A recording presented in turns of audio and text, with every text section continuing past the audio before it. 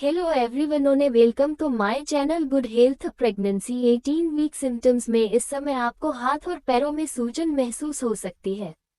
इसके अलावा और भी कई लक्षण इस सप्ताह आपको परेशान कर सकते हैं। ये सप्ताह ज़्यादा मुश्किल नहीं होगा और शिशु की मूवमेंट महसूस करने की वजह से आपको खुशी मिलेगी।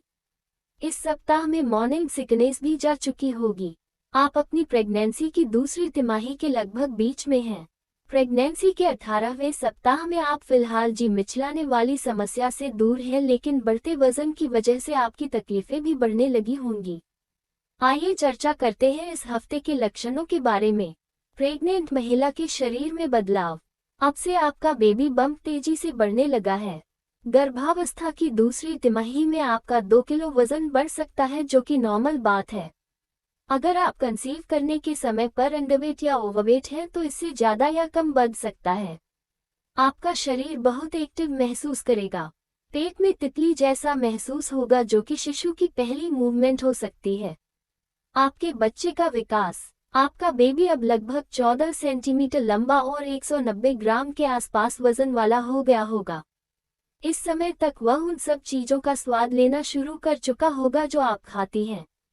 उसकी टेस्ट बड्स डेवलप हो रही हैं। आपके गर्भाशय में उसकी भागदौड़ बढ़ती जा रही है।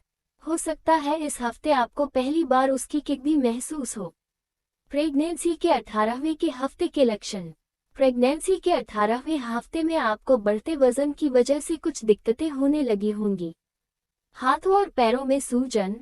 वाटर रिटेंशन की वजह से आपको अपने हाथों और पैरों में सूजन नजर आ रही होगी। ये सामान्य है। इससे बचने के लिए आप अपने हाथ पैर लटकाकर या देर तक मोड़कर न बैठें। सोते समय पैरों के नीचे तकिया लगा लें।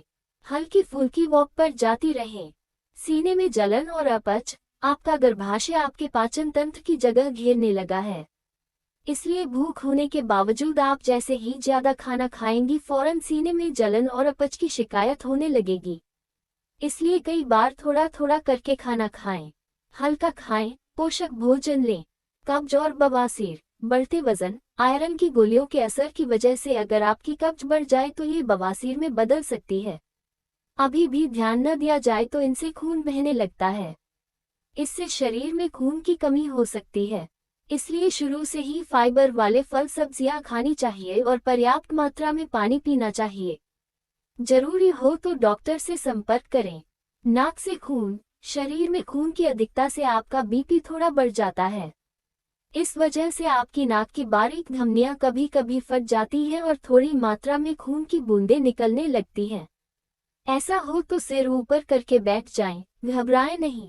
ध्यान रहे कि सिर ज्यादा पीछे न करें वरना खून गले में जाने लगेगा। नाक पर बर्फ लगा सकते हैं। जुकाम।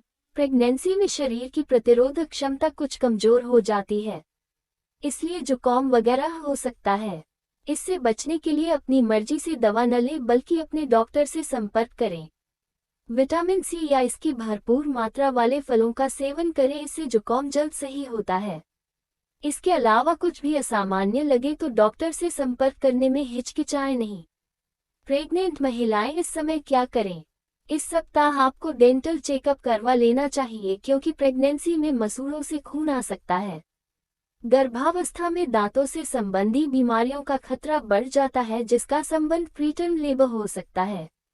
अगर आप दूसरी तिमाही में डेंटल चेकअप करवाने जाएं तो एक्सरे करवाने से बचें।